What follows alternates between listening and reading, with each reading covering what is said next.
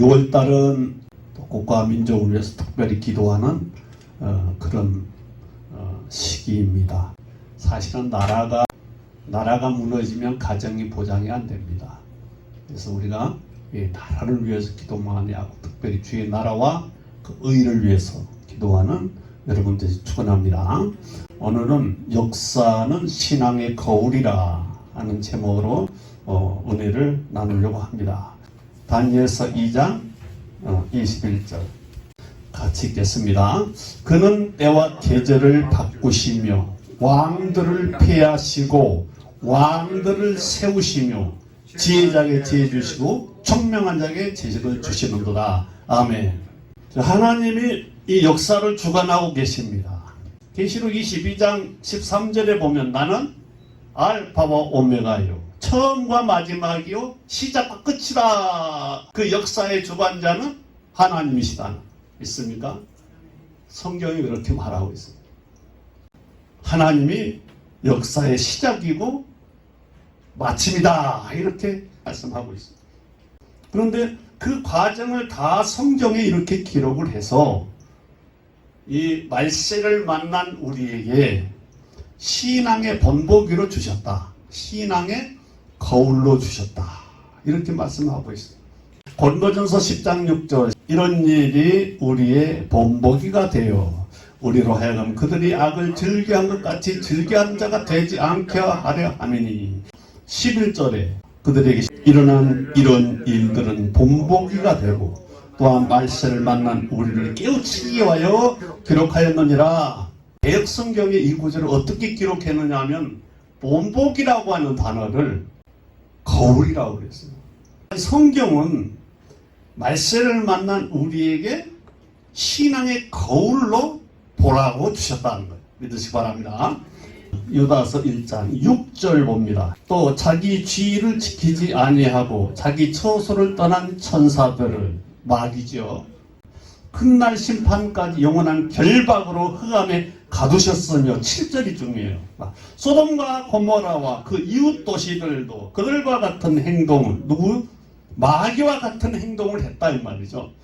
그래서 그 소돔 고모라와 그 이웃 도시들의 멸망의 역사를 성경에 기록을 하고 있는데, 그 소돔 고모라와 그 이웃 도시들이 어떻게 됐어요? 그들과 같은 이 마귀와 같은 행동을 했기 때문에 음란하며 다른 육체를 따라가다가 영원한 불의 형벌을 받음으로 거울이 됐다. 그 요한계시록 앞에다가 이 거울이 됐다고 써놨어요. 이게 무슨 말입니까 지금? 말세의 복음이 요한계시록인데 말세를 만난 성도들이 성경을 볼 때에 거울로 보라, 거울로 삼으라는 거예요. 오늘 보면 5장으로 와서 30절 그날 밤에 갈대아 왕 벨사살의 죽임을 당하고 메대 사람 다리오가 나라를 얻었다. 그 나이는 62세였더라. 그때까지 이 바벨론은 아주 그 당시에 이 지구상에서 가장 큰 나라, 큰 제국이었어요.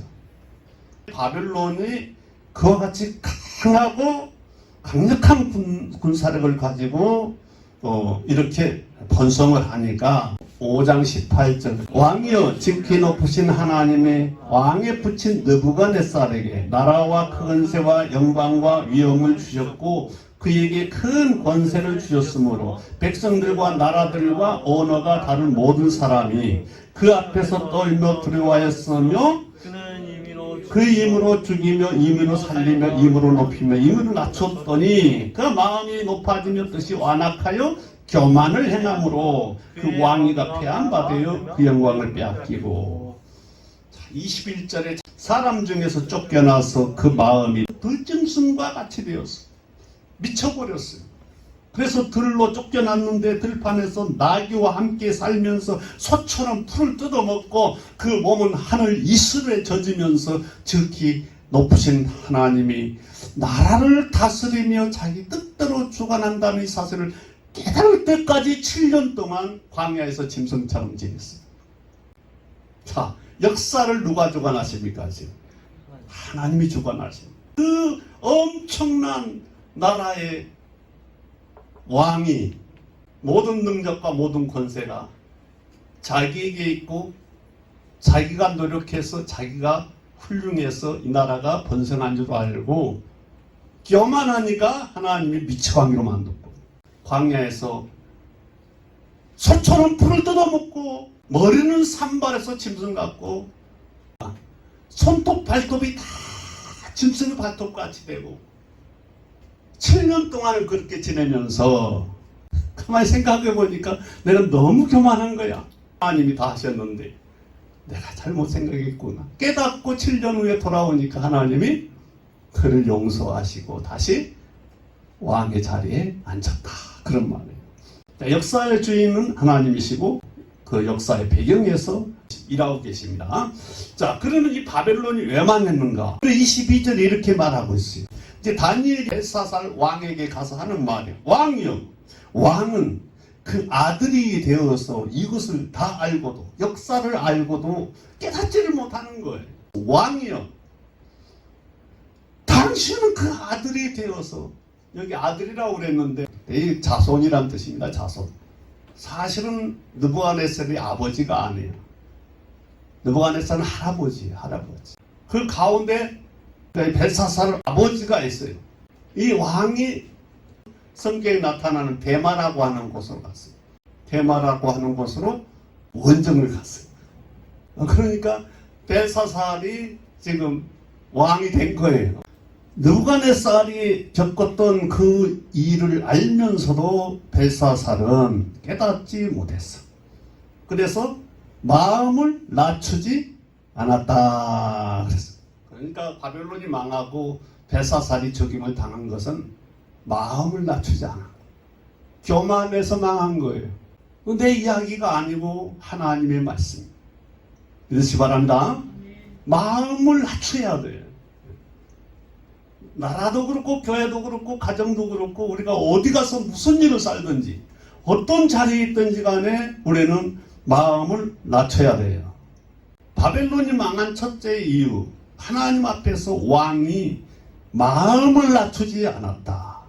23절 읽겠습니다. 도리어 자신을 하늘의 주제보다 높이며, 하늘의 주제 하나님이시다. 그렇죠? 하나님. 이 벨사살은 자신을 그 하늘의 주제보다 더 높이며, 그럼 얼마나 교만한 자예요. 하나님보다 더 자기를 높이는 거예요. 기가 막힌 것은 그 뒤에 보세요. 그 성전 그릇을 아무 앞으로 가져다가 왕과 귀족들과 왕후들과 후궁들이 다 그것으로 술을 마시고 또 보지도 듣지도 못하는 금, 은, 구리, 쇠와 나무, 돌로 만든 신상을 찬양하고 하나님을 찬양하지 않았어요. 신상, 우상, 그게 실체가 무엇인가 하는 것을 정확하게 기록을 하고 있어요. 섬기라는 하나님은 섬기지 않고 금, 은, 구리로, 돌로, 나무로 깎아 만들어서 이 신상을 만들어 놓고 그 신상을 찬양하는 거예요. 이제 여기 나옵니다. 하나님의 손글씨, 하나님의 손편지가 벽에 이렇게 매네 되게 오바라시 나타날 때에 이 왕이 안색이 변하고 막 진땀을 흘리면서 무릎이 후들후들 떨리면서 아주 죽을 지경이 된 거예요. 무서웠어. 그 글씨 몇 자 봤는데 뜻도 모르면서 초조금이 된 거예요. 여러분, 우리가 얼마나 위대한 하나님을 섬기고 있는지 깨달으시기 바랍니다. 바벨론이 망한 것은 하나님을 섬기지 아니하고 우상 숭배하고 무당박수 역술가들을 좋아해서 망한 거예요. 여러분의 인생을 누구에게 부탁합니까? 여러분의 인생을 누구에게 의지합니까? 하나님에게 의지하시기를 바랍니다. 벨사살은 교만하기 때문에 자신을 오히려 하나님보다 더 높이고 우상에 빠져 있어요. 여러분, 하나님은 교만한 자를 물리치시고 겸손한 자에게 은혜를 더하십니다. 할렐루야. 야고보서 4장 6절 하나님이 교만한 자는 물리치시고 겸손한 자에게 은혜를 주신다 하였느니라. 베드로전서 5장 5절 젊은 친구들이여 겸손으로 허리를 동이라. 나이 많은 사람들도 교만의 목을 숙여야 되고 젊은 우리 청년들도 혈기왕성할 때에 겸손으로 허리를 동이시기 바랍니다. 젊은 자들이여 다 서로 겸손으로 허리를 동이라. 하나님은 그 겸하는 자를 대적하시고 겸손한 자에게 은혜를 주시느니라. 아멘. 그러니까 이 교만하면요, 늙은이고 젊은이고 살아남을 수가 없어요. 두 가지 교만이 있어요. 두 가지 교만. 첫째는 세상적인 교만. 권세를 얻었다고 해서 교만한 거예요. 부자 됐다고 누가복음 16장 교만해서 문정권 시간은 나사로를 우습게 봤지. 이 세상적으로 교만한 거예요. 근데 신앙적으로 교만한 사람이 있어. 성경에 바리새인, 서기관들.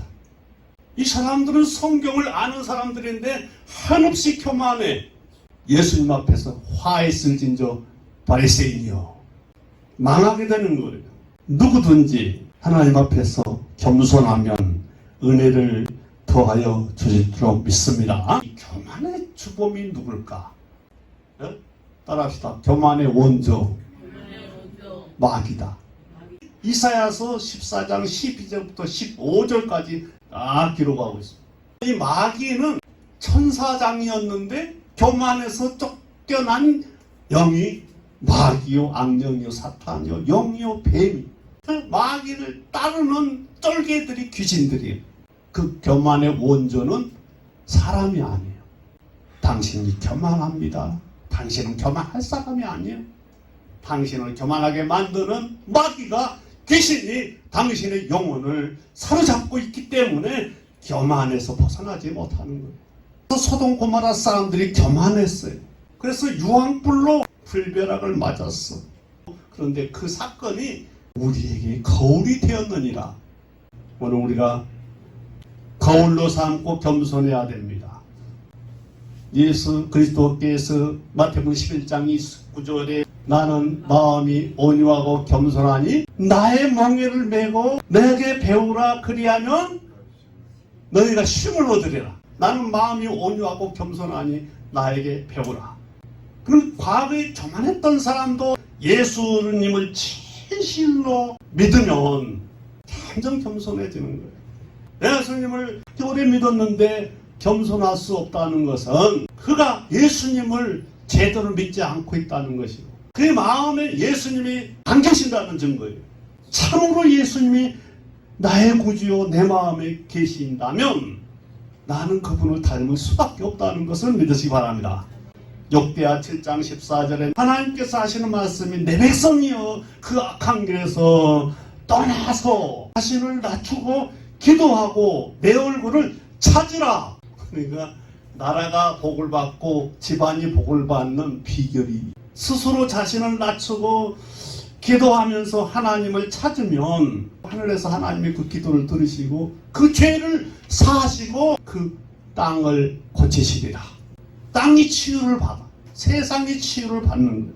사회적 병폐란 말이 있죠. 사회가 병들었다, 그런 뜻이에요. 누구 때문입니까? 교만한 사람들 때문에 이 사회가 병들는 거예요. 스스로를 낮추고 하나님께 돌아가야 돼. 그러면 하나님께서 치유하시고 그 땅을 고치실 줄로 믿습니다. 두 번째로는 하나님께 영광을 돌리지 않았다. 23절 하반절에 도리어 왕의 호흡을 주장하시고 왕의 모든 길을 작정하시는 하나님께는 영광을 돌리지 아니한지라. 우리 호흡을 주관하시는 분이 하나님이십니다. 믿으시기 바랍니다. 너의 호흡을 주관하시는 분, 쉽게 풀이하면 살릴 수도 있고 죽일 수도 있다는 거예요. 따라합시다. 내 생명을 주관하신 하나님, 감사합니다. 그 믿음으로 사시기 바랍니다. 또 나의 모든 길을 작정하신다. 여러분, 살아가는 길에 잘 되는 일은 길하다 그러고 잘못되는 일을 흉하다 그래요. 길흉, 또 화, 재앙을 받을 수도 있고 복을 받을 수도 있어요. 이 사람이 사는 그 인생의 길에는, 그 여정에는 길흉, 화, 복을 예비하셨다 그랬어요. 그러니까 뭘 골라야 되겠어요? 복 받는 길을 골라야 돼. 할렐루야. 사울은 망하는 길로 가고 다윗은 흥하는 길로 갔어요. 그래서 하나님은 사울의 집은 점점 쇠퇴하고 다윗의 가문은 점점 흥하더라. 그 왜 그렇게 됐어요? 신앙 때문에. 내가 신앙이 바로 되면 우리는 복받는 하나님의 자녀로 살아갈 수 있습니다. 하나님이 우리 모든 가는 길을 작정하셨다. 그러므로 나는 어떤 상황 속에서도 하나님을 늘 높여야 돼요. 왜? 하나님이 나를 높이기도 하시고 끄집어내리기도 하시고 하신다는 거죠. 그러니까 우리는 하나님께 감사하면서 영광을 돌리는 여러분 되시길 바랍니다. 고린도전서 4장 7절에 이렇게 기록합니다. 누가 너를 남달리 구별하였느냐. 자, 우리는 세상에서 구별된 하나님의 백성인 줄 믿습니다. 누가 너를 남달리 구별하였느냐. 내게 있는 것 중에 받지 아니하는 것이 무엇이냐. 우리가 뭐 가지고 왔어요? 태어날 때 뭐 가지고 왔으면 그거 받을 필요가 없지요. 아무것도 가지고 온 것이 없는데 이날까지 여러분 있는 것들은 하나님이 선물로 주신 줄로 믿습니다. 너에게 있는 것 중에 받지 아니하는 것이 무엇이냐. 어찌하여 받지 아니한 것처럼 자랑하느냐. 그래서 안 받았다고 오리발 내미는 거예요. 나는 하나님께 받은 것이 없어. 이 하나님이 주신 건강도 축복도 안 받았다고 생각하니까 감사가 없고 겸손하지 못한 거예요. 여러분, 오늘까지 누려왔던 모든 것들은 우연한 것 아니라. 찬양이 있잖아요. 내가 누려왔던 모든 것들은 우연한 것 아니다. 내가 잘해서 내가 훌륭해서 얻은 것이 아니다. 모든 것이 하나님의 은혜인 줄 믿으시 바랍니다. 그걸 깨달으면 더 겸손하고 하나님께 영광 돌리고 더 은혜를 풍성하게 체험받는 복된 성도 될 줄로 믿습니다. 마지막으로는 5장 25절 보겠습니다. 25절. 기록된 글자는 이것이니 매내 되길 바라시니라. 그 글은 해석하건대 매내는 하나님이 이미 왕의 나라 시대를 세워서 그것을 끝나게 하셨다 하며 대개는 왕을 저울에 달아보니 부족함이 없다 하며 베레스는 왕의 나라가 나뉘어서 메대와 바사 사람에게 중과되었다 함이라. 잔치를 벌이고 있는데 성전의 기구들로 술잔을 삼아서 술 파티를 벌이고 있는데 갑자기 하나님의 손이 나타나서 벽에다가 글씨를 쓰는 거예요. 매내 되게 오바라시.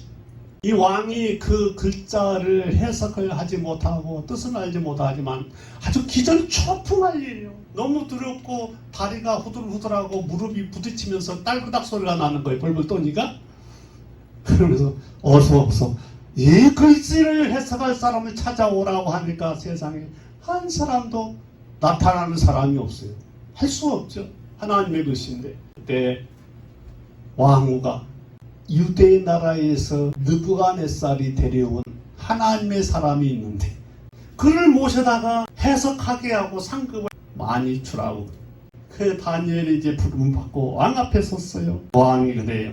이 글자를 해석을 하면 내가 금과 은과 상급을 후히 주고 자색을 입히고 이 나라 세 번째 지도자 삼겠다. 근데 다니엘이 하는 말 보세요.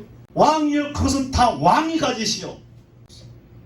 이게 바로 하나님 제대로 섬기는 사람의 신앙 고백입니다. 그런 유혹에 넘어갈 사람이 아니에요. 왕이여 그것은 다 왕이 가지시오. 나는 할 말을 하겠다는 거예요. 그게 무슨 소리예요? 매내 되길 우바르신. 하나님이 저울에 달아보고 함량이 미달이라서 소망을 거뒀다는 거예요. 이미 이 나라는 완전히 끝났다는 거예요. 그것을 벽에다가 하나님이 글씨를 이렇게 기록한 것이요 하니까 어떻게 됐어요? 그래서 30절에 가서 보면 그날 밤에 벳사살이 죽입니다. 여러분 놀랍지 않습니까?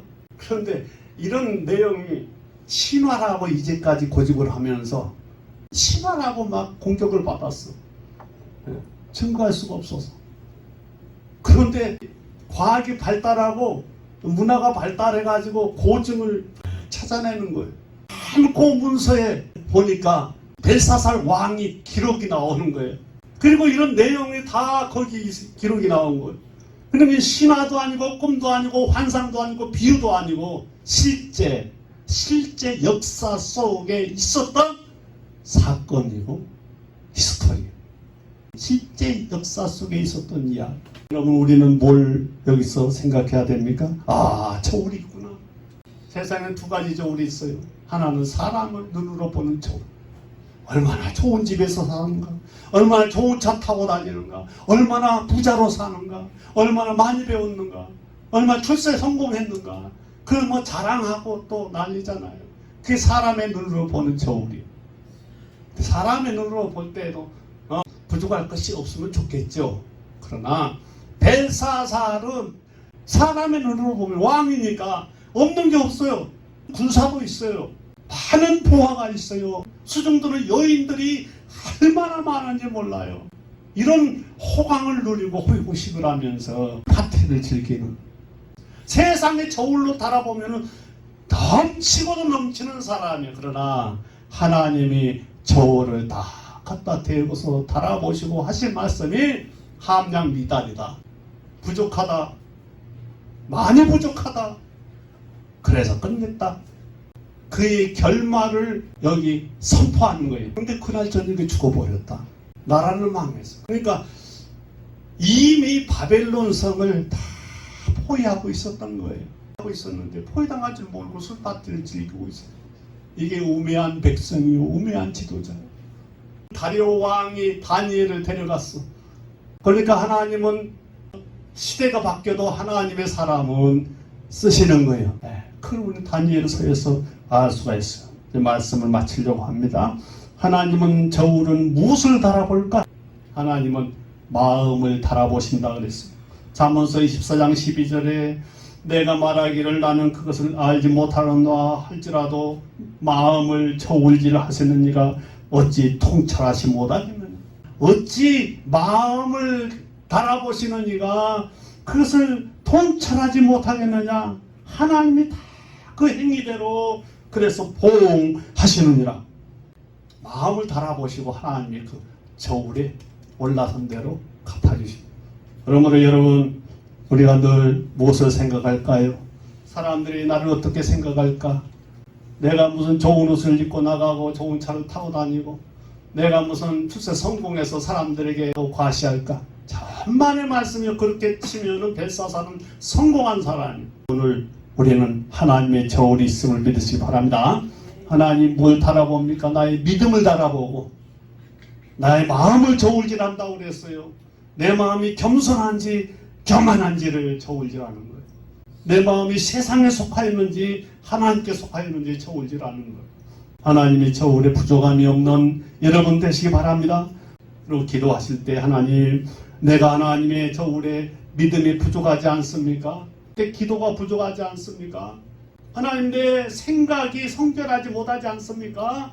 벨사살 닮아가지 않습니까? 하나님, 나의 부족함을 채워 주시옵소서.